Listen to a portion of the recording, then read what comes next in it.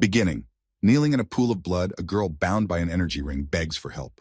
Lowering her tired eyes and crying, Alto calls for help. The building is burning. The powerless girl waits for help. The boy runs up to her and holds out his hand. As he gets closer to the girl, Alto freezes with his arm outstretched. He can't move. The guy is confused, not understanding anything. Forcing his arm and leg to move, Alto is perplexed. The girl continues to call for help. A hooded man appears and says that Alto won't make it. It's all useless. The man who appears is happy and gloats that the guy can't even scream. Suddenly, the stranger envelops the boy in a purple haze, trying to subdue him, smiling in the process. The hooded man gathers the energy into an orb, saying that life, the immutable law of Forturnia, and that Alto was born with too little life. The enemy raises the energy ball above his head and begins to thrash at the girl, who is still bound and without strength, telling the guy to watch silently. Watching all this, the guy with fear in his eyes mentally begs him to stop and not to kill the girl.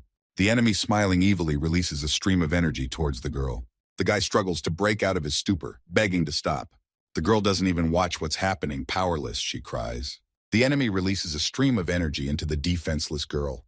From the force of the blow, his cloak ripples. The blow hits the girl in the heart, causing her head to fall back. From helplessness, the guy also cried, realizing that he cannot help. He is shocked by what is happening. He lost his beloved. Studying books, Alto begins to look for a way to revive Hannah, the girl who died at the hands of the enemy. Seriously trotting around the world, falling and rising, moving forward. Guy has heard rumors that he needs to defeat a dragon but doesn't know that he's level 99. Until the age of 55, the man does not give up trying to find a way to resurrect his beloved. Tired and wounded, he can't believe that with his experience he still can't win, himself having reached the 99th level. He manages to defeat the dragon, but in his mind he thinks that he will not return, at least not to his loved ones. Defeating it, he drops his sword. Losing the rest of his strength, Alto falls to his knees, thinking of Hannah, telling her to believe in how hard he tried. But in the end, he was alone. Then he falls to the floor and passes out. When he opens his eyes, he sees the image of his beloved, remembers that there wasn't a moment when he didn't think of her. He remembers how much fun they had together and how happy he was, even lying on the grass. Alto feels sorry and apologizes to Hannah for having nothing to give. He was very close to his goal. From his last strength, the man moves his life energy into the vessel. Present tense. A place has been prepared under the tree. There's a chair and a table. On the chair is a blob of energy. An hourglass shows that time is up. The little boy looks at that ball of energy, thanking Alto. That boy is Alto. The orb asks how his life has been and informs him that he is in Forturnia's paradise. The boy guesses that he has died. Alto receives the god's tear and is informed that the man who got here is worthy of it, as enough time has passed. The tear ends up in the boy's chest, and he questions what it is and where it was before him. Alto is granted the magic of resurrection and told that he can live his life anew. Not believing his ears in wonder, he asks again if it is actually possible to live again. Char suggests taking Alto on a vacation, if you can call it that.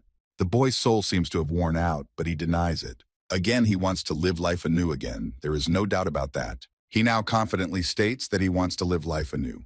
Char agrees to Alto's request and decides to change the boy's fate, but there is a condition: only one chance for 20 years, also Char warns. The force of fate is incredibly powerful, and life will run out before it can be controlled. Does Alto want to start over? He wondered. Once again, the image of a smiling and happy Hannah flashed before his eyes. Alto responds with determination and shows that he is ready to save the girl. Char accepts the boy's determination and finally gets off the chair and flies towards Alto. After asking for a moment of time, Char circled around the young man and wanted to hear his true desire and thrust into his chest. Shock and pain engulfed Alto. Falling into the darkness, he heard that everything was starting over. The rest he would remember. There was no other choice but to endure, making an effort to fulfill the wish. Fate must be defied. Slowly opening his eyes, the boy saw two smiling silhouettes, male and female. Waking up, Alto looks at his hand and realizes that he is now a baby. So in the body of a baby, his second life with his mom and dad begins. Finally waking up, with an uncomprehending look, Alto looked at his young and joyful parents, who were cheerfully calling his name. Daddy says, "Wake up," and Mommy says, "Good morning." The child is puzzled, still not believing what is happening. He finally realizes what has happened to him. Confusion in his eyes. Mom talks about the sun shining outside, and Dad calls for a walk. When the realization finally came, Alto mentally cried out that he was a baby. Trying to move and talk, the baby doesn't get anywhere, only flailing his arms and making baby noises. A cute, ruddy baby. One of the parents poked him with a finger on his chubby cheek. With eyes full of love and smiles on their faces, the parents reach out to him, calling him baby and wanting to hug him. Mom grabs Alto, holds him close to her and says reproachfully that she will wake up the baby. Dad, however, replies that he will then put him to bed. Mom cannot stand it. With great happiness hugs the baby tighter. Alto only hums. In the body of an infant sits the adult mind. Can't say words, the throat is not yet fully developed.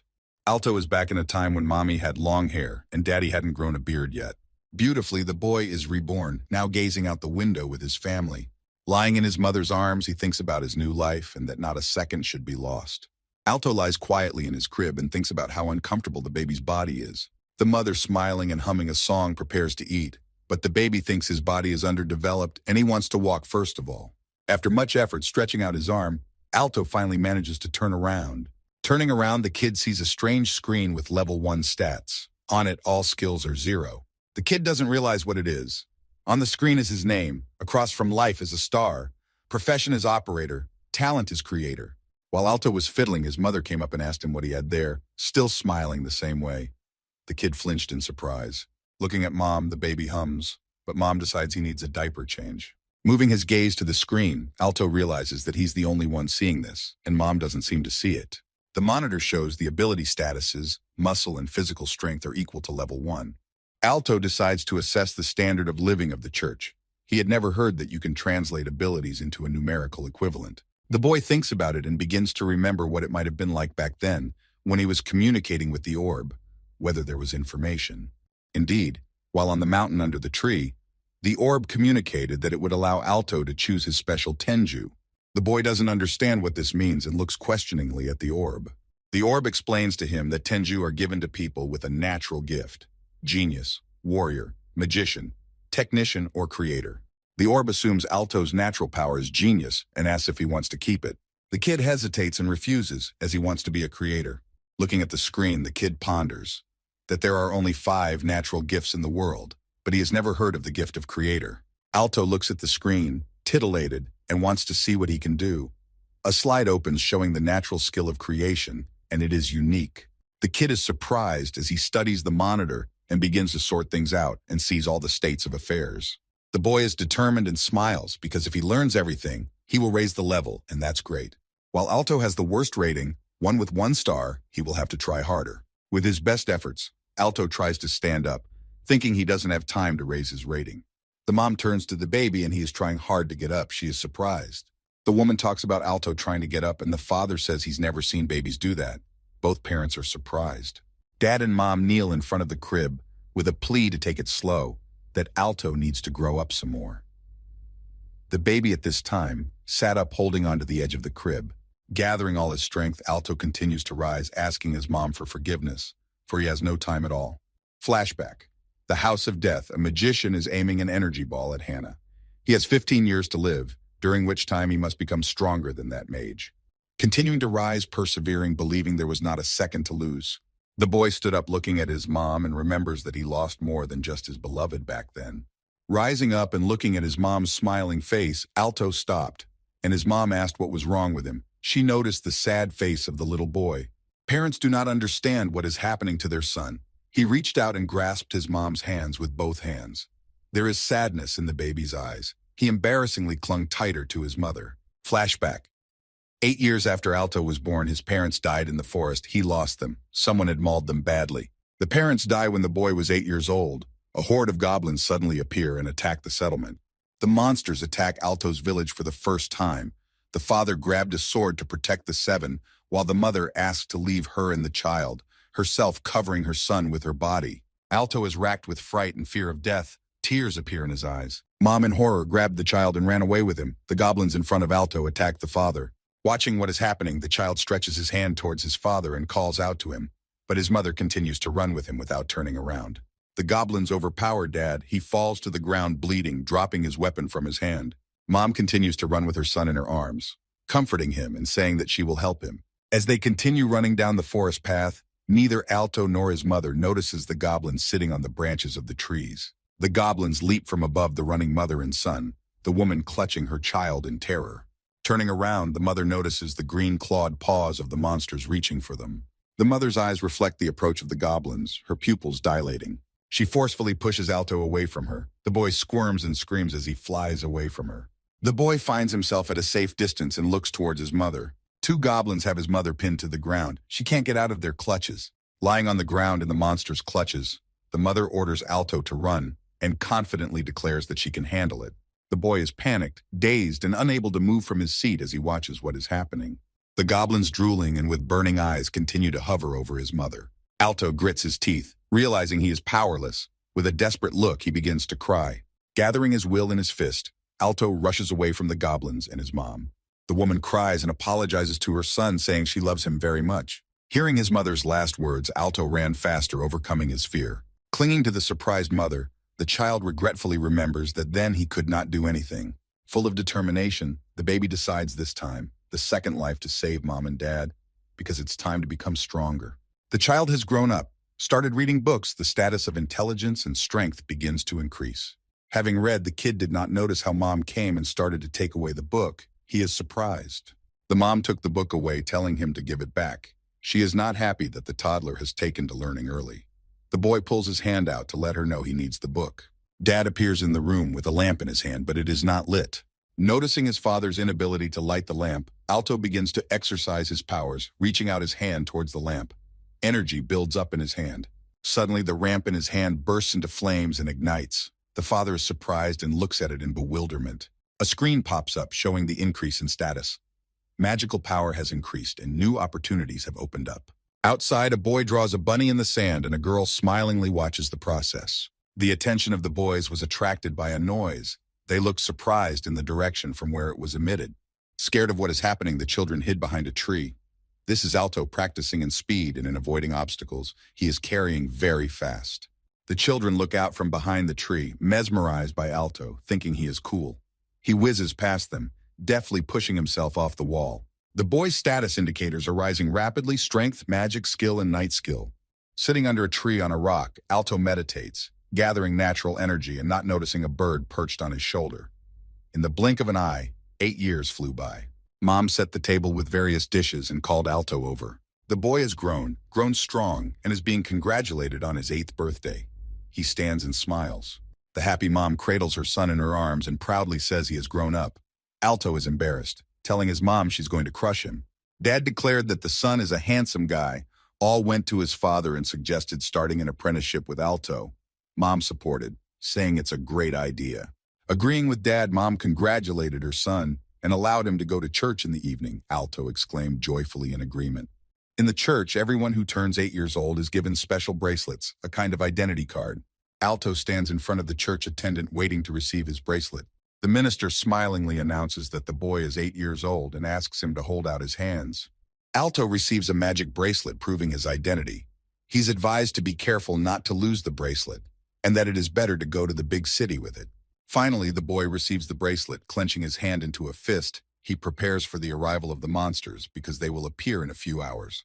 The boy remembers how he ran in tears, and in fear from the monsters, he needs to bring himself to his senses. Alto is ready for the upcoming battle with the goblins. The time has come. There is no fear in his gaze now. He is confident in himself. The guy has gone outside. He is waiting for the monsters. Standing confidently, fists clenched, determined to save this village. Leaning back against a tree, Alto opens the skill board to see his status. The boy needs to reach level 15 and increase his strength. He only has 32 magic. Alto knows how to use the skills he has accumulated over 8 years and notices a new item, an ability he hasn't activated. The guy thought about it. There was no skill to create various functional objects before. His imagination drew several objects: a chair, a hammer, a saw. Upon reflection, Alto concludes that creating objects in combat is not a hindrance to him. Hearing a noise, the lad turned around sharply, wary and surprised.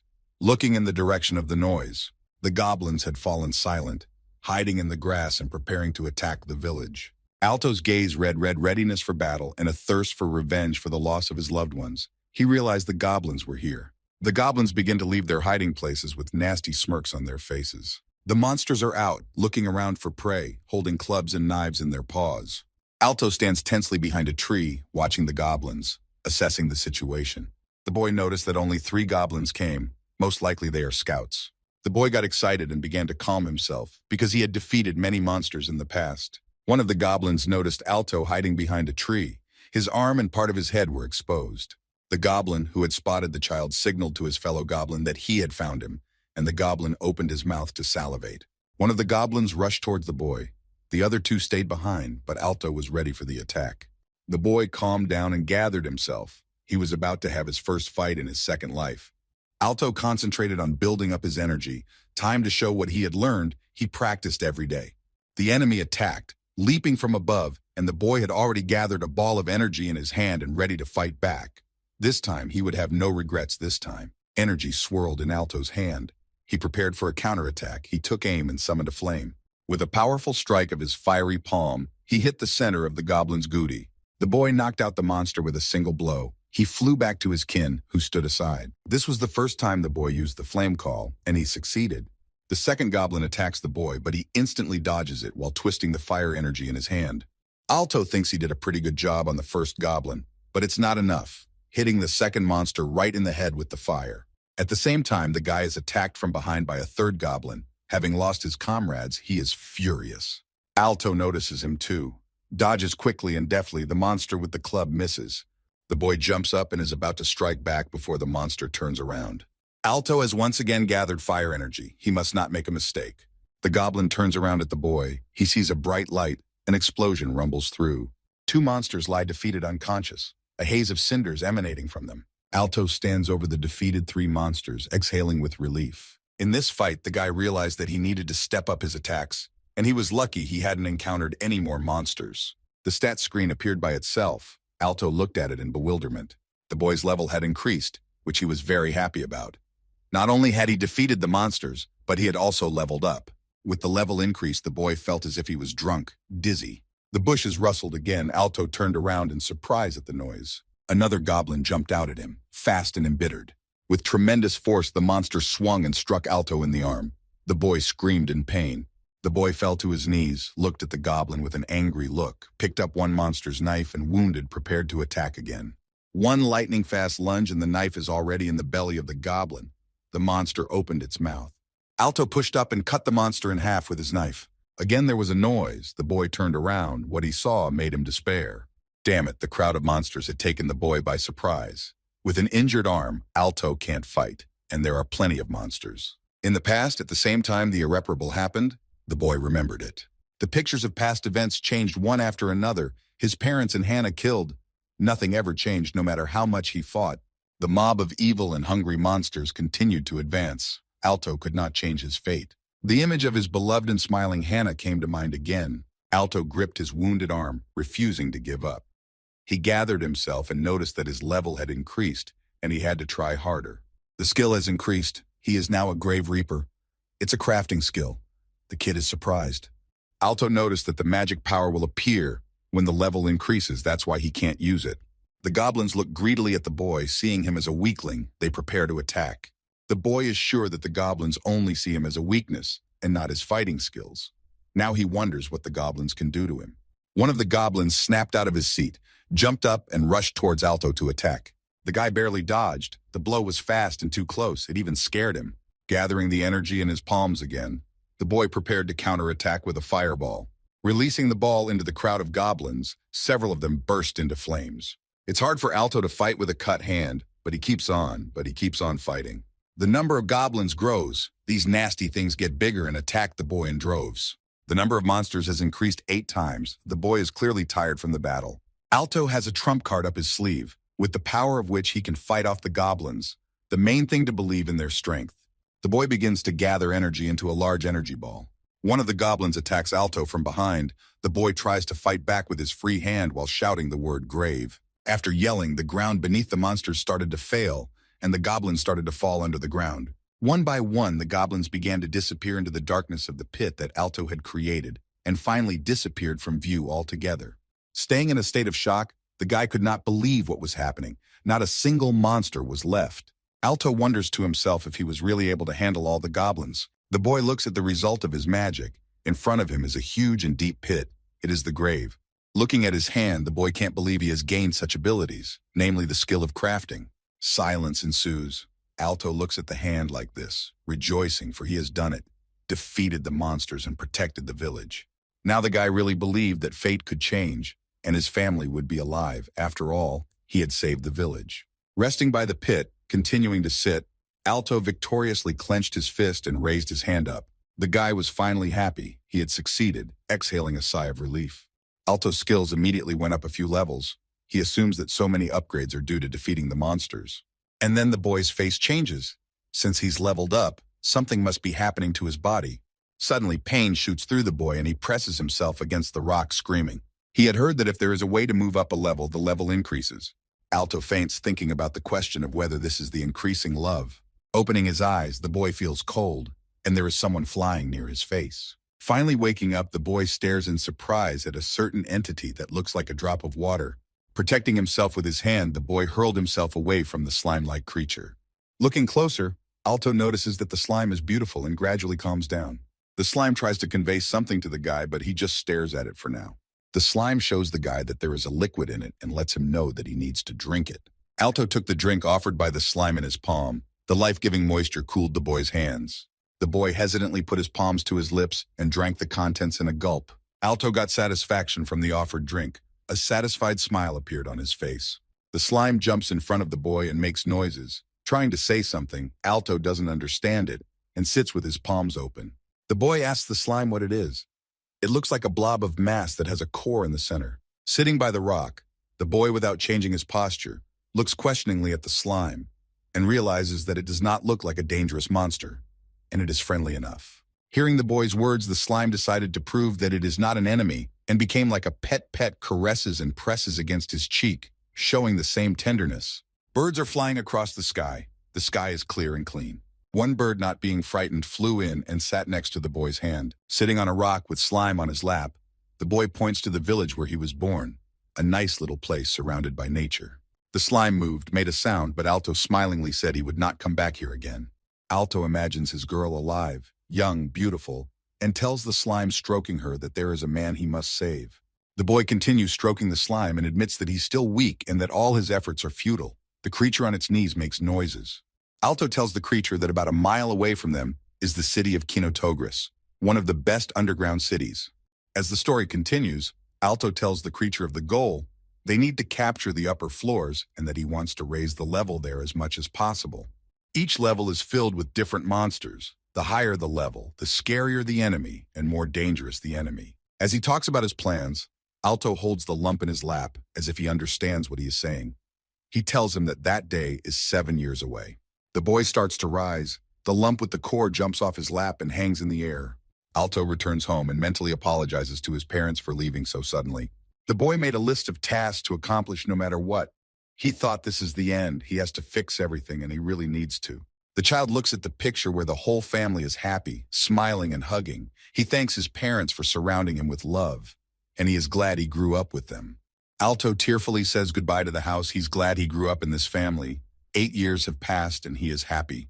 The boy decides right now to go on the road and become free as a bird in the sky. On the way, Alto notices that the slime is following him and asks if it is following him, warning him that it is dangerous and he will go alone.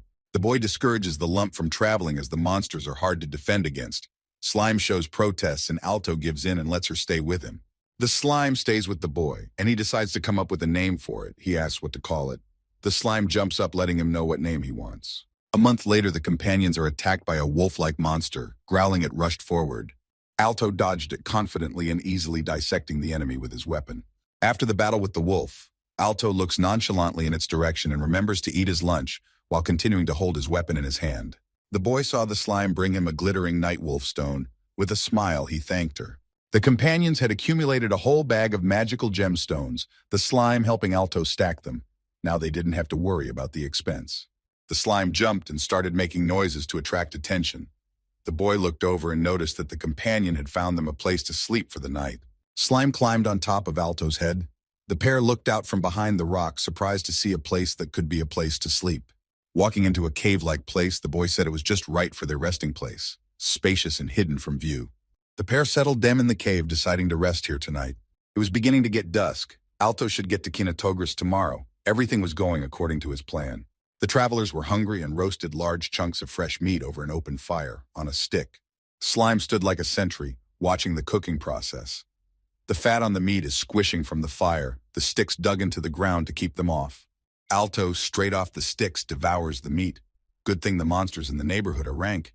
You can easily find food, even without the combat the boy is used to. The boy picked up a stone with one hand and realized that his body was finally like his past life self, fast-growing, unbeatable. The boy gathered several stone slabs of different sizes and sat down to meditate. One could level up more efficiently in the dungeon. Alto busied himself with several things at once. He held a stone with one hand and took his food with the other, while sitting balancing on a pyramid of stones. The boy was doing all of these things to keep himself busy and get stronger. Just then, food popped into his mouth, which stunned the boy. Slime, not knowing how to help his comrade, decided to feed him, shoving meat into the boy's mouth. Suddenly, the slime curled up on Alto's lap, put the meat in a mouth-like place with its tail, and began to eat. Once satiated, the slime showed that it had gained strength and was ready for new adventures. Noticing this behavior of the slime for the first time, Alto offered to eat the rice and asked if she was eating everything. The puzzlement on Alto's face was replaced with amusement. Covering his eyes, he smirked. The boy suggests the slime find something to inspire her and said he was glad to see them. He also asked if the slime was a predator. The slime jumped in denial. At this time, the friends are watched by the girl. She hides behind a rock and took a step to give away her presence. Alto sensed the danger, turned sharply towards the uninvited guest without a shadow of fear. In an instant, the stick that served as a meat skewer flew towards the stranger. Turning around completely, Alto saw that there was no one behind him. The stick hit the wall, and with a quiet sound fell to the floor. The guy armed himself with a knife. He readied himself for the enemy's attack, realizing that the stranger was quickly dodging. Around the friends, someone began to move very quickly, bouncing off the walls like a rubber ball. It was impossible to keep track of the subject's movements. The enemy was bouncing off the walls, breaking the stone, but it didn't slow down. Alto couldn't catch a glimpse of him. It began to attack. The boy defended himself. He was in pain and thought that if at such a speed a bunch of attacks would fall, he would not be able to survive. Finally, the boy manages to see the silhouette of the attacker. The thought flashed through his mind that it was not a human, but a demon. Finally, the enemy landed in front of Alto, and he thought it was a hunter who had come for the magic stones. The boy took a defensive posture. The stranger stood with his back to him, ears clearly visible on his thick hair. He had a hood on his cloak, most likely covering himself with it so he wouldn't be seen. A girl with ears and a long tail appeared in front of Alta. She had collected all the food that her friends had prepared during her movement. She stands there, chewing. The boy can't believe his eyes, looking questioningly at the demoness. He doesn't understand anything. Without noticing anything, the girl continues to gorge herself on the food Alto prepared, looking indifferent. The demoness looks directly at the guy and defiantly bites the meat, pulling it off the skewer one by one. From such insolence, Alto threw into a sweat and he lost the power of speech, standing and looking at what is happening with his mouth open. Continuing to stand in a protective stance, the guy can't believe the monster in front of him. The girl continues to stand still and just eats. Finally, the girl speaks and introduces herself. Her name is Majika. She is a traveler and wants to know who Alto is. Standing wide-eyed, Alto told the girl his name, now realizing that she doesn't look like a monster and is a friendly enough person. The girl informs, noticing Alto's gaze on her cute ears, that he is from a tribe of squirrels. Has he ever heard of such a thing? Majika waved her tail playfully, showing her kinship with the squirrels. Without letting the boy say a word, the girl continued on, saying that she didn't care though. Alto looked at her questioningly, for there was no food left in her hands. Now confused, and with his hands down, the boy looked at the empty space where Majika had stood a moment ago. She was gone in a flash. Instantly behind the boy, the girl is already sitting by the fire, reaching for another skewer of meat. Alto stands as if stumped and confused. Hearing that the girl wants to finish the meat, Alto barely turns his head in her direction. She asks why so and where is she. The boy sees the picture. Coming to his senses, Alto muttered indignantly that he never heard Majika please. And the slime takes away her leftover food. The girl doesn't give it back. The company moved on their way. The guy turns around and sees that the slime is sitting on the girl's shoulder, and the girl smiling and playing with her is following. The guy asks why she's following him, to which he gets the answer that he's just a kid and she has to go to Kinotogris, so she goes with him. Alto asks, isn't Majika herself a child yet? In response, he hears that if you look grown up, you are still a child. The boy thought that he was already an adult and stopped in indecision. An idea popped into Alto's head. Although he was going to go alone, he changed his mind. The boy suggests going together with a happy face. That way the time would pass faster. Super, right? He's obviously up to something. Keeping the path already with the three of them, Alto exclaimed happily, pointing his finger forward. He says he can see the city. The girl follows with a blank expression on her face. The three travelers have reached a place where they have a view of the city of Kinotogris. Moving on, they reach the first stone gate of the city. Alto put his hand, which had a bracelet on it, to the sensor to confirm his identity. Entering the city, the friends made their way into the city to the main street, where they were greeted with happy smiles and told welcome to the city. Since ancient times, Kinotogris has meant chaos, a great diversity of races. Humans, dwarves, elves, and beasts alike reside here. It's all about the dungeon that rises in the center. People fascinated by this dungeon, one by one, gather in this city. Majika huffed and grabbed her hood with her hand. She began to look around with a confused and surprised look. Alto noticed the change in her companion, asked her what was wrong, and she said she was worried because it was the first time she had seen so many people. The boy tried to calm her down, saying that he was from the village, and she replied that she lived on the street. The boy shared with the girl that he was nervous when he first came to the city. Majika looked at him with disbelief. Alto hesitated as the companion mentioned that from what Alto said, he hadn't been here. He was confused, but stuck it out when he said he was here with his parents. The boy looks around, remembering that he was 10 years old when he was first here, feeling that the city is alive and almost nothing has changed. The boy wondered. He wondered what would happen in the next 2 years. We had to be careful. Majika interrupted his thoughts by asking where they should go next. Looking at the food stall and the prices, the guy decided they should go to the Adventurers Guild. They need money to live in the city. Alto asked Majika if she would go with him, to which she said yes without a doubt. The travelers finally reached a building with the emblem of a trade guild. Once inside, the friends saw a small line of people wanting to trade their items for something more valuable. The boy, happy and satisfied, immediately wanted to exchange the magic stones he had gotten on his way to the city. The unfamiliar young elf informed him that the boys had come to the wrong place with a smile on his face. The joyful light in Alto's eyes changed abruptly to a sad one. He didn't understand why they wouldn't accept the stones here. The ward worker waved the boy away with a disgruntled look and told him to get lost. This was no place for children, and they should leave. The boy tilted his head so that he was almost invisible and started rustling something. Soon lifting the bag over the counter, Alto flipped it over and shook out a mountain of magic stones. As the employee looked away from the counter, he couldn't even realize what it was. The stones of varying value were shimmering on the table. Alto had to stand on his toes to talk to the peddler. He asked where they had gotten so many stones, and the boy said that he had gotten them on a hunt. The boy decided to lie, saying that he had defeated Majika, but he didn't know how to sell magic stones. The worker froze in amazement. The girl started to say she had nothing, but the boy covered her mouth with his hands and quietly asked her to be quiet. He felt embarrassed. The worker looked at the magic stones with a mesmerized look. He didn't expect that children could bring such a thing to his guild. The changeling changed his face, contorted his face with a sly grin, obviously thinking of something.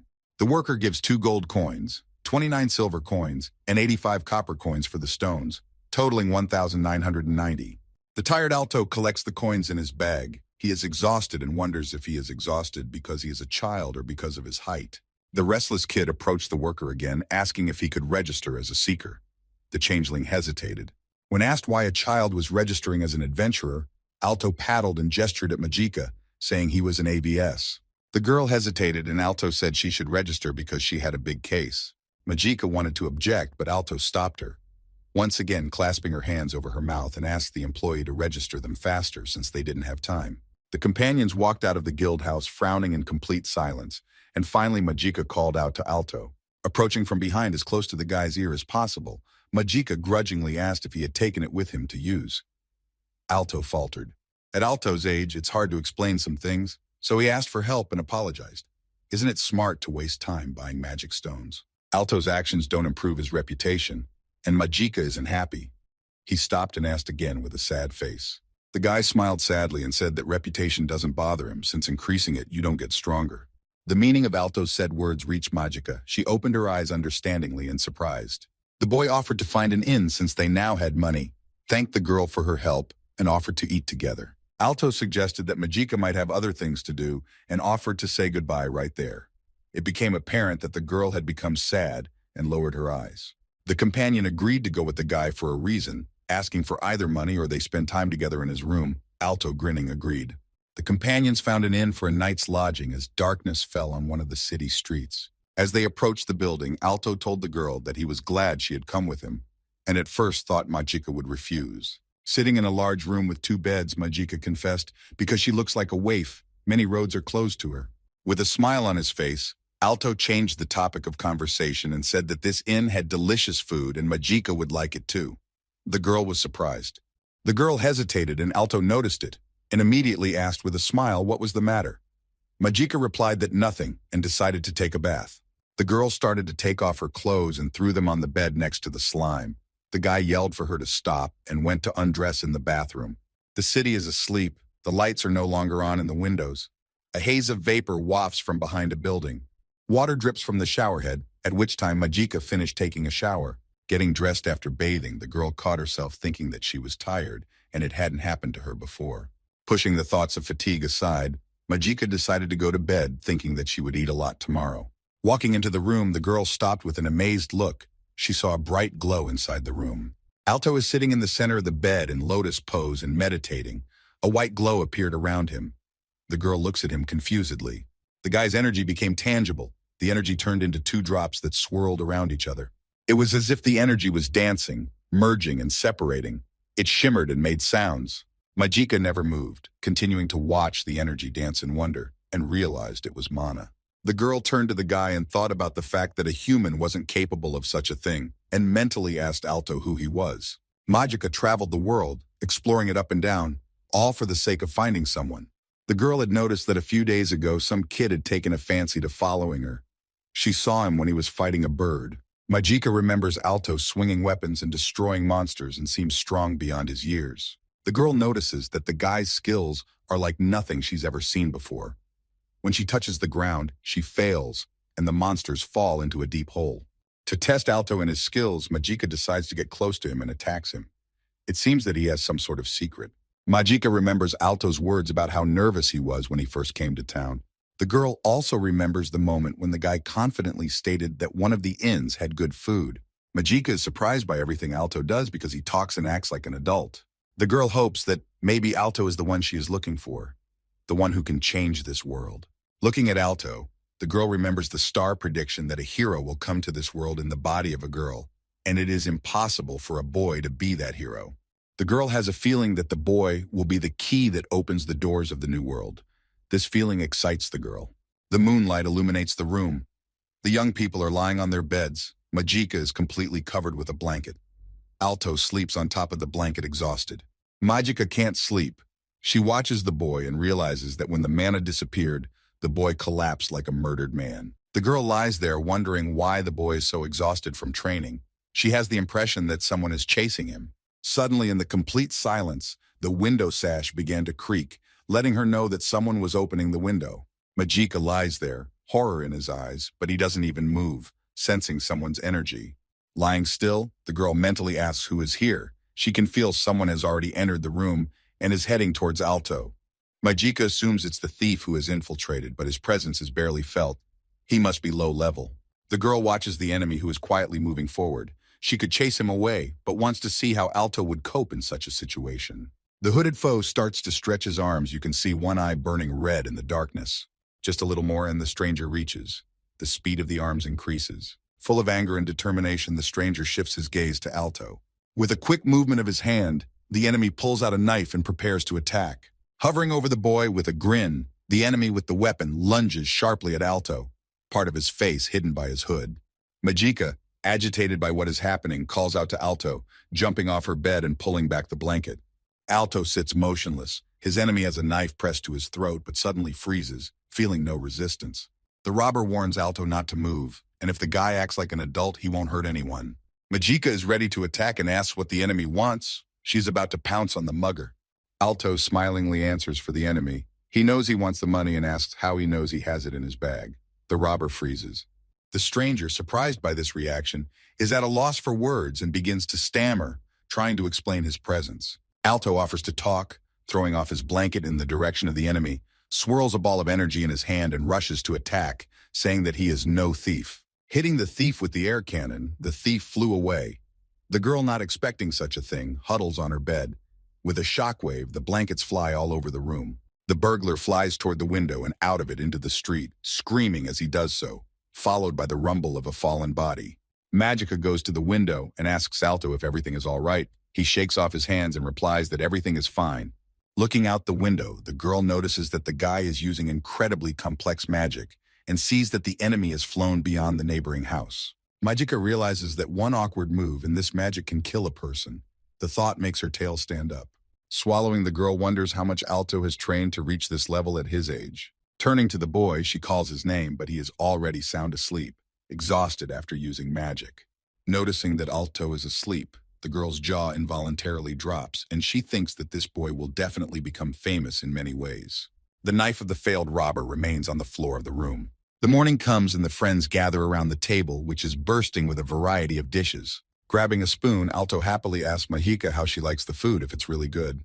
The people sitting in the hall look at the couple with interest and shock. The conversations begin to subside, all eyes on their companions. Unhappy at being pulled away from her meal, Majika replies that this is the most delicious thing she's ever eaten, and continues to shove the food into her mouth with both hands. Alto laughed and asked her to eat slowly, and when all the plates were empty, she thanked him for the meal. When she leaves the tavern, Majika clutches her stomach and says that she is full. The boy notices that the girl has eaten for 10 people since morning. The friends move on and Majika asks what's next.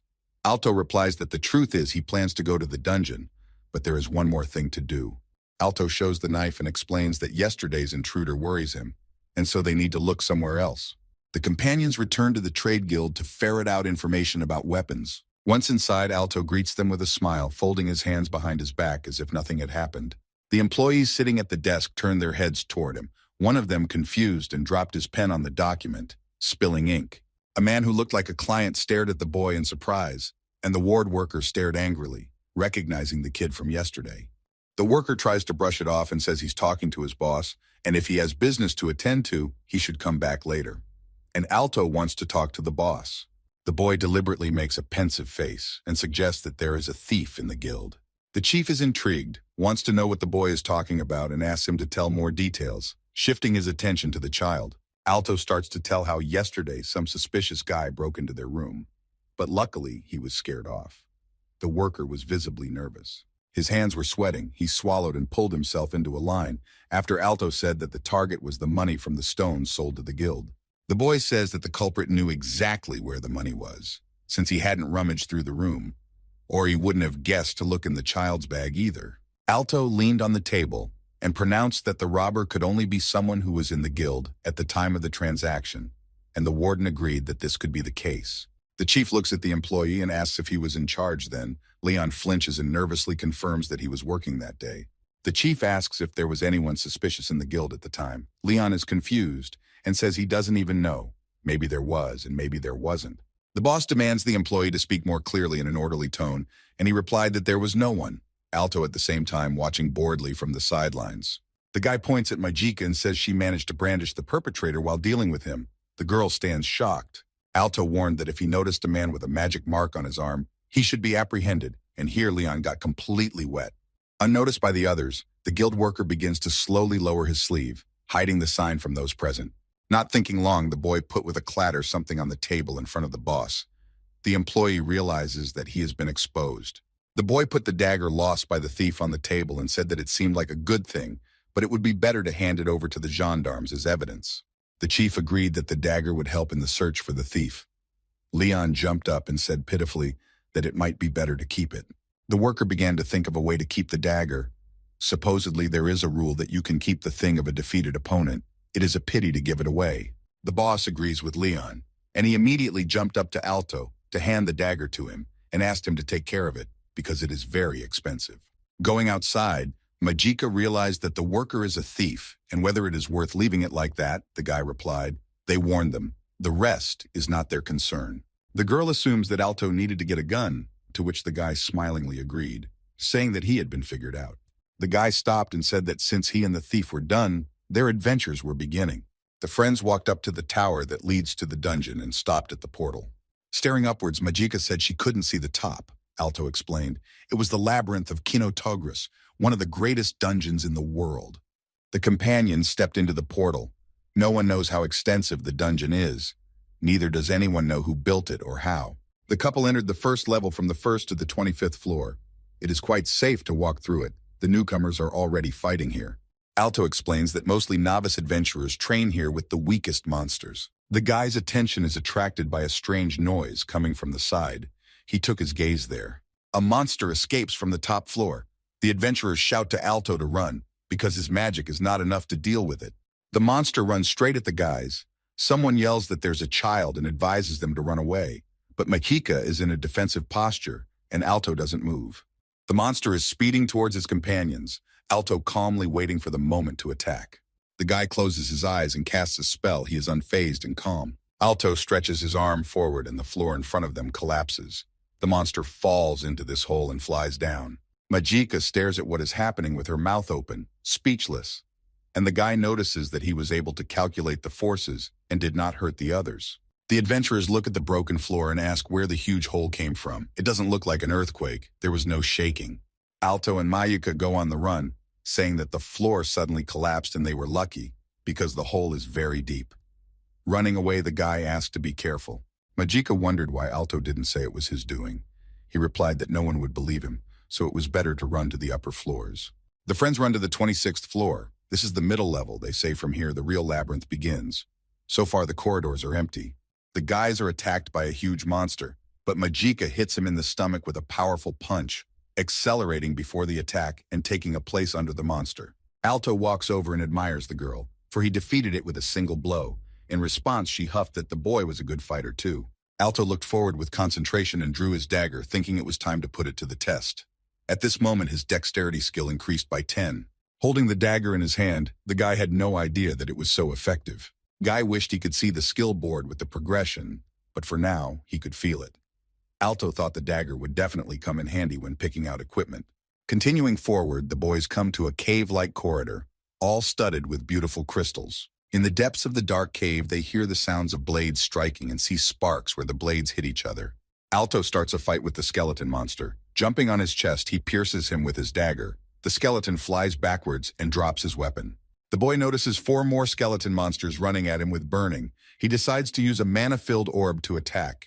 The boy didn't hit the skeletons with mana. He decides to hit the stone wall with energy to cause a rock fall. Alto's blow shook the wall and huge crystals rained down, falling loudly and raising dust clouds. Rocks and crystals rained down from the ceiling onto the skeletons, breaking them like houses of cards and piling them with their weight. Alto himself did not expect such a result, exhaling loudly as he stared with surprised eyes at the result of his attack. The travelers have reached the 50th floor. From here, the upper level begins. This is a high-danger zone where not everyone is capable of fighting. Putting his hand to his head as if looking over the horizon, Alto notes that with each floor, the strength of the monsters will increase. First, we need to raise the level here. Majika tenses up and looks at the guy with wide eyes. The girl is concerned as to why Alto fights monsters the normal way. The guy doesn't immediately realize what she means. Alto gets curious and pounces on Majika, asking her to teach him the unusual way of fighting monsters. Majika replies that that's not what she meant. The monsters he just defeated were powerful, and she can't believe they were defeated by a boy. The girl can't get it out of her head. How come the boy is so strong? Not every strong adventurer can defeat such monsters. Alto asks if this is all weird. The girl replies that, of course, pointing her hand to her side. The guy looked at the girl with amazed eyes and asked why she was so surprised. For him, strength is the norm. Alto opened his eyes wide and realized that the girl was the second person who was able to see the real him. Before that, no one recognized him except Hannah. The boy remembers how in his past life, reaching level 99, he had to fight alone, even with dragons. Alto watches the backs of others, for no one would even look in his direction, considering his life low. The loneliness was eating him up. The boy is shrouded in shackles, pulling his arms, screaming and feeling fear, but so alone, such is the law of this world. Standing across from each other, the boy realizes that it turns out there are people other than Hannah who do not obey the law. When asked if Alto was a human being, he laughingly replied that he was 100%, though it was hard to believe it, because he had died and been reborn.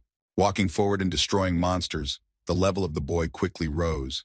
Behind the companions remains a trail of knuckles and skulls of defeated enemies. At a certain level, going up the steps, Alto noticed that he could now defeat monsters from the 50th floor, and they could go higher. Stepping onto one of the steps, the boy wondered if his memory serves him right, there must be something here. Stepping out of the labyrinth with Majika, they gingerly look ahead and leisurely move on, waiting for another attack. As they turn the corner, Majika freezes, looking fearfully in front of her. They come upon a monster that is several times larger than the boys, with burning red eyes, huge fangs and horns. It is a small ogre, he notices the uninvited guests, and the guy remembers that in his past life he had to sweat a lot to take him down. The friends took a fighting stance right in front of the orc, the boy wondering how fast he could overpower him now with his new abilities. Magica, still looking at the monster, fearfully realized that the monster is eager to kill. Many adventurers have ended their journey here. The orc stands looking angrily at the boys, holding a huge sword in his hand. He is enveloped by vicious flames. His level is completely different. The girl resolutely clenched her fist and offered to come in from the rear, but Alto firmly refused. He has his own scores to settle with this monster. Preparing to attack, Alto confidently stated that he would fight alone and begins to pull out his dagger. Majika enters the argument, not realizing what the guy is carrying. After all, one mistake and he's dead.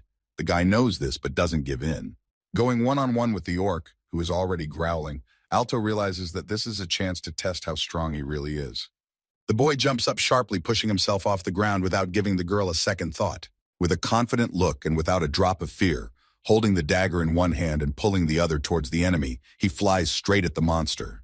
The monster opened its jaws to track the guy's movements, and with all his might, Alto flew above the orc and swung his dagger to strike from above. The boy struck the orc on the shoulder with his dagger. A distinctive sound was heard, and the orc recoiled slightly. The boy only managed to scratch the orc's neck slightly. His skin was thick, as if it were metal. The orc himself stood as if nothing had happened. With a wild roar, he swung his sword and attacked the boy, barely managing to dodge. With the tip of his sword, the orc hits Alto on the cheek, leaving a wound and cutting off a strand of hair.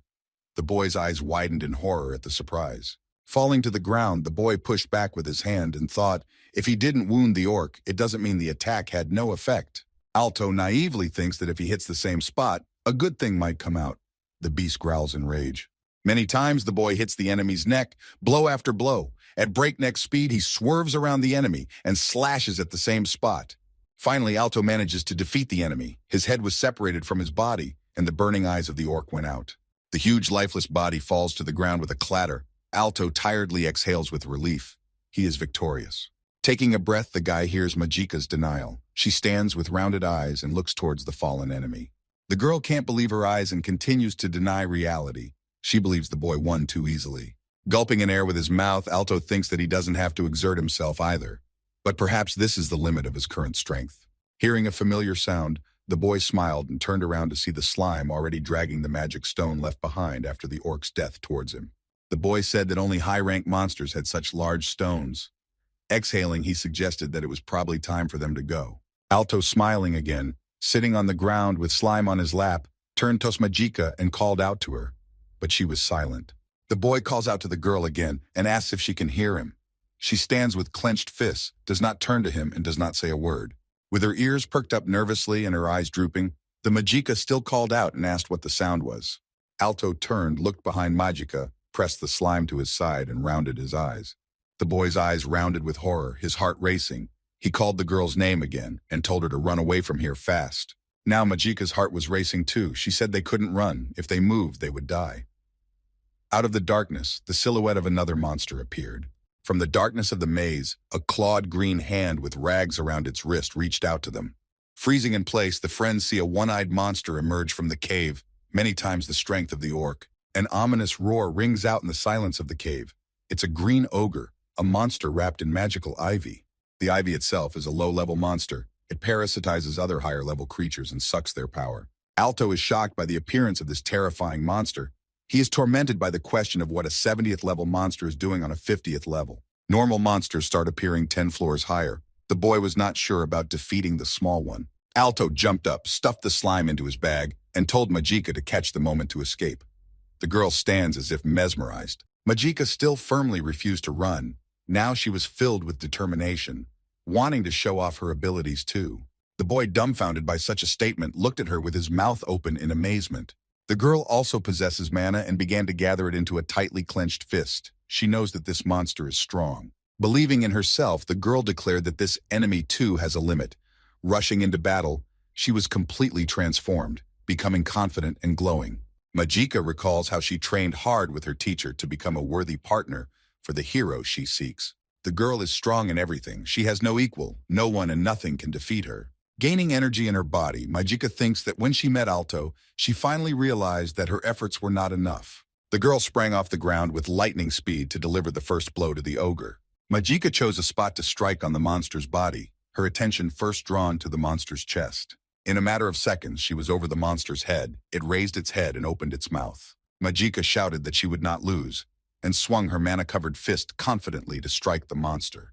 The girl swung her mana-covered fist at the ogre's face with all her might, flying past it at breakneck speed. Gritting her teeth, Majika watched the monster and thought it was her duty to defeat it. Hitting the beast, the girl bounced to a safe distance. Her move had angered the monster, and it was trying to trample her with its paws. Watching the monster's reaction, Majika realized that there was little to no effect from her attack. Eyes wide open, he thinks out a plan. The monster's visage grows more furious as it stares directly at the girl with one of its glittering eyes. Furious, the monster leans to the ground, leaning with one hand and tries to strike with his fist. The girl manages to deftly dodge the enemy's attack. Majika bounced far enough to avoid being hit by the flying rocks, which shattered when the ogre's fist hit the floor of the cave with a powerful blow. The girl had an advantage. She began to flicker around the enemy with lightning, for she was fast and agile. Majika began to dash around the monster very quickly, hitting at every part of its body, causing it to fall to its knees and roar. The damage from one attack is not enough, so he has to do several of them, speeding up and hitting it again and again. The girl increases his speed and demands himself to move even faster. At maximum speed, he finds himself behind the monster's back. Suddenly, ivy stretched from the monster's body like living vines it reaches for Majika.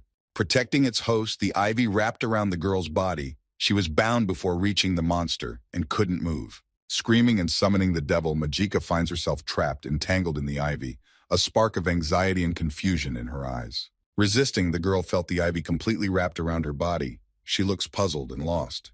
The parasite begins to tighten its knot around the girl more and more, and she begins to scream, closing her eyes in pain. Alto comes to the rescue. With his air blade, he cuts the ivy and frees her from the trap. She falls down surprised. The boy prepared to fight the monster with his dagger. The monster stands in a puff of dust while the girl continues to fall bound. One more deft movement and Majika is freed from the ivy. Alto cuts it into small pieces. Once free, the girl deftly lands on the ground, spinning in the air, looking at the pieces of cut ivy. Falling exhaustedly to her knees, Majika sees a guy land nearby. Alto turns around with a satisfied smile, asking how she is. He is worried about his companion and doesn't give her any reason to get discouraged. The girl answered the boy with a smile and thanked him for his help. Regret read on her face. Majika clenches her fist tightly and thinks how pathetic she is, and she was just saved by a child. Standing right in front of the rampant monster that lay in a cloud of dust, the girl gathered her thoughts again. Majika began to build up the strength in her arm again to continue the fight with the monster. Thanks to Alto, she regained her resolve. Finally gathering her strength, the girl decides to give her best and engage in a fierce battle with the monster. Majika prepares a spell of light untouched by shadow, her fist bursting with yellow flames. The girl asks the light to bestow the power of shining celestial bodies, and rays of light begin to form around her. The monster attacks at the same time. Invoking the artifact, Majika aims her fist at the monster with great speed, fortitude and determination filling her. After reciting the spell, the girl summoned a rain of stars. Numerous fireballs rained down on the enemy.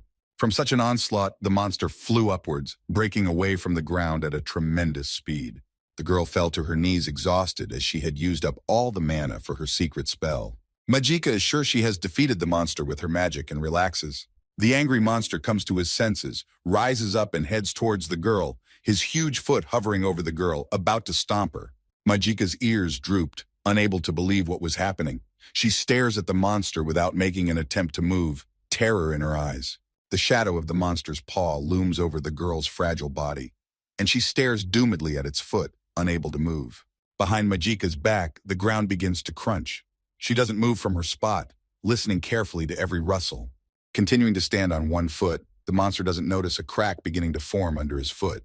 Splitting in half, the crack begins to turn into a crevice, and the monster falls into it with one foot while making horrifying noises. Losing its balance, the monster fell on its back with a clatter, raising pillars of dust. Majika stares at what is happening in confusion. She doesn't realize what's going on and notices the guy. Alto stands with a penetrating stare, lips firmly locked together. His hand is stretched forward in a haze of vapor. The girl looks at the boy and says his name quietly, then doesn't take her eyes off the monster. Just a moment later, Alto picks up the dazed girl in his arms and continues to watch the monster.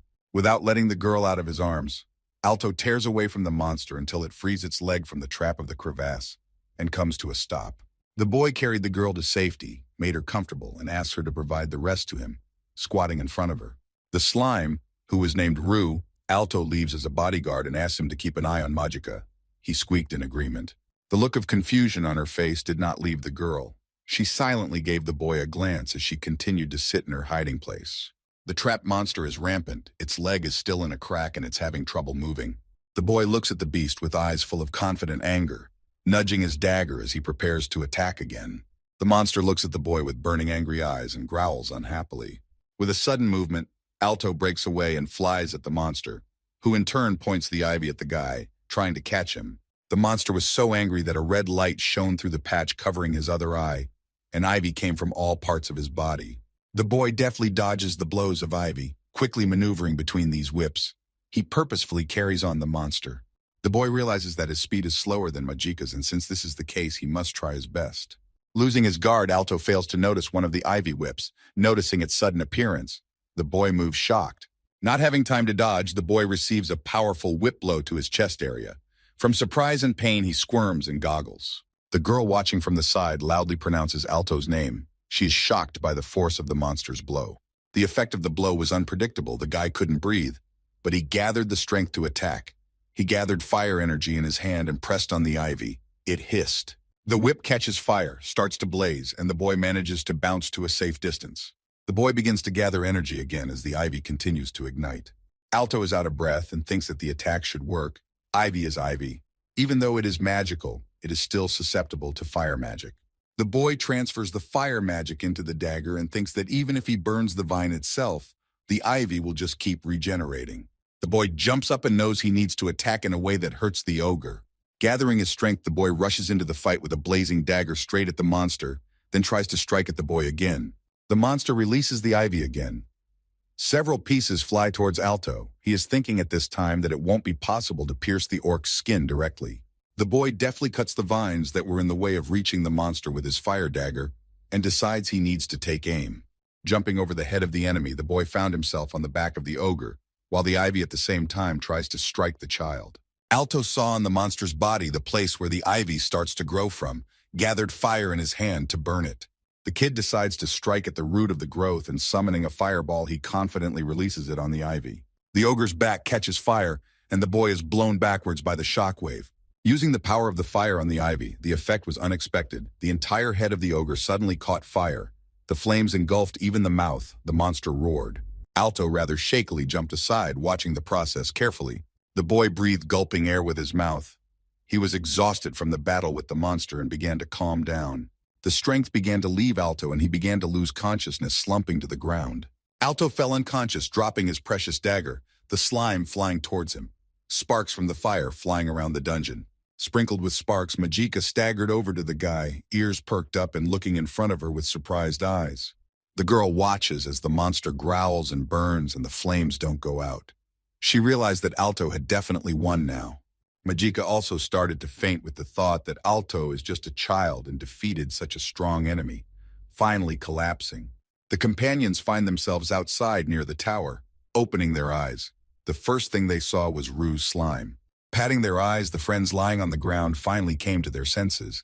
Majika surprised as usual, and Alto tired. The guys looked around and noticed they were on a city street, people walking by, a merchant selling goods, and a couple lying on the ground. Turning his head, Alto asked Rue, who was hustling beside them, how they had gotten here. His friends, not believing that Rue could carry them, yet asked if he did, if he really could. The slime made it clear that she had helped. Alto gratefully grabbed Rue and cradled him in his arms, saying he was the world's most trustworthy companion. Turning to Majika, the boy said that it would have been dangerous to stay in the dungeon unconscious, and it was very good that they were here now. The girl remained silent. Turning away, Majika said she would be the first to return to the inn and apologized. She was upset and thoughtful. The boy smilingly agreed and said, holding a lick in his hands, that he too would take a little breather and would be heading back to the inn. After Majika left, Alto became serious and wondered if she could really use an artifact. Artifacts created by a god, Holy tools that could be counted on fingers in their world. The one the girl used was called Star Rain. Stroking Rue and holding it in his lap, the guy remembers, if his memory from his past life does not fail him, in 7 years, this artifact will die. In the present, the owner of the artifact is Majika, who quietly walks towards the inn. Night falls, the whole company has returned to the room for the night, but there is no light on in any window. Alto immediately went to the bathtub and sat in the hot water thinking about something. Mahika has become the friend he didn't have in his previous life. Sweating from the steam of the bathtub, the boy stares at one point and thinks, Magica has been wielding artifact magic all this time. The girl wears a glove on her hand with a special mark, the artifact hand of justice. She is of the squirrel family. Majika, the person who possesses these two traits, was convicted in Alto's past life. According to the Vatican's decision, criminal element number 5, she and 5 others were declared enemies of God. Makia extet terror stood in the courtroom. The boy recalls that it hasn't happened yet, but in the future, an order will be given to destroy them. While bathing in the bathtub, a skill scoreboard appeared in front of Alno. He looks at it in amazement and finally realized something.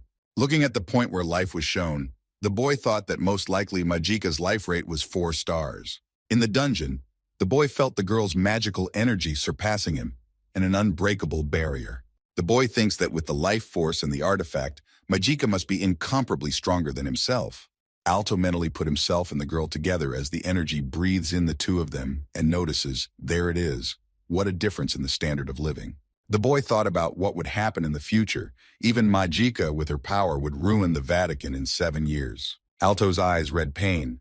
He imagines what will happen to him if the future repeats itself. The boy plunges into the water holding his breath, and closing his eyes tightly, he begins to realize what a weakling he really is compared to Majika. Opening his eyes underwater and looking down, the boy wondered if he could really change his fate. Completely immersed in his thoughts, Alto didn't notice his friend Rue sinking into the bathtub, but when he did, he got scared and covered the important parts with his hands. Diving out from under the water, the boy picked up the slime with his hands, pulled it out of the water, and asked what he was doing here with a concerned face. Looking at Rue, Alto noticed that he had changed color and shape and asked him not to tell him that the slime wanted to bathe too. The boy climbed out of the tub and took Rue with him, took a washcloth, soaped and foamed it, sat down on the bed and began to lather the slime with the copious foam.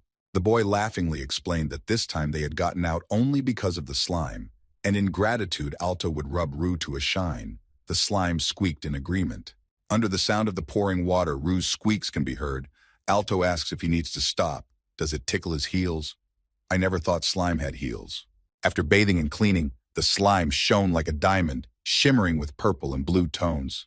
Satisfied with his work, Alto informed the slime that it was blinding to his eyes, and whether it always looked like that when clean. Laughing at Rue's reaction, the boy asked if she was satisfied, and the slime squeaked affirmatively, bouncing on the bathroom floor. Suddenly, the slime spread across the bathroom tiles, turning into a puddle, which startled Alto. He thought, slime can't be washed. Gathering the puddle back into a lump, the boy took it into the room where the prepared things were and reminded him that Rue had scared him. As soon as the boy entered the room, Majika stood up abruptly, looking at the boy with a guilty look on her face and missing his head. Majika turned to the boy, looking directly at him. She decided to confess something to him. The girl invites Alto to the terrace to get some fresh air and talk. Majika sat down on a bench, tilted her head and folded her hands in her lap. The boy followed her out with 2 mugs of tea. He realized she had something to say. Alto noticed that Majika hadn't said a word since they had returned to the inn. He was worried that something was wrong. Holding out a single mug to the girl, the boy said that the city was very beautiful. Majika briefly agreed, just sitting there looking off into the distance. The girl accepted the offered mug of tea but never began to speak, just staring in front of her. Majika hesitantly began her story. She turns to Alto and says that she never thought she would lose to a mage for anything. The girl is overconfident. Before she met her boyfriend, she thought that mages were no match for her, killing monsters one after another. Continuing her story, the girl admitted that her training probably made her arrogant, but now she realized it. Majika stated that she was still green, and at that time the clouds parted and the full moon came out, brightly illuminating everything around her. The girl in the moonlight told the guy in all seriousness that she wanted to dedicate her life to solo training from now on. Alto could not believe what he heard. The girl added that living next to him only favors her weakness, so she wants a separate room. If she hadn't gone with Alto, Majika would have never known about her weakness. Placing the mug on the ledge, the girl thanked the guy for everything. Standing up against the boy, The girl promised that she would never lose again, then stumped the boy. He had no words to reply. The girl confidently looked forward and warned that the next time they met, she would try to become stronger than the boy. Alto stood opposite, completely discouraged. He had never thought that the girl thought she was weaker than him. The boy also put his mug on the balcony railing without drinking his tea. The guy laughed merrily, covering his mouth with one hand. Majika stands there not realizing what funny things she said. Alto quickly starts apologizing, winking at the girl, explaining his laughter by saying such strange things. Slime sits back and watches the friends, and they think that it's not about talent, whether you have it or not. The main thing is to try your best. The boys raised their mugs and clinked them in agreement. The bright moon witnessed them, and Alto said that he was not going to lose either. The friends agreed that they would meet again when each of them would be 100 times stronger, but at that time they could not think what the future would hold. The friends are happy, smiling at each other. Rue finishes his tea on the boy's head, but no matter how much they try in the future, there is a mighty force. There is still a force in this world that can destroy them in the blink of an eye. Alto sits in his room and gathers his things. The slime is always by his side and helps if needed. The boy turned sharply to the bed where Majika used to sleep and looked over it with regret. Glancing over to where the girl had been, he sees the unmade bed made up. Alto frowned, closing his eyes, thinking about something else briefly. With the words okay and a smile to his ears, the guy decided to move on. Opening the door, he happily walked outside. Ever since leaving the inn, Alto had been losing track of time and going head over heels in training. Alto decided that first he should develop the skill of crafting and opened the ability board, practicing hard. After a long time choosing a place for training, the guy finally finds a place that is perfect for training, boasting about it.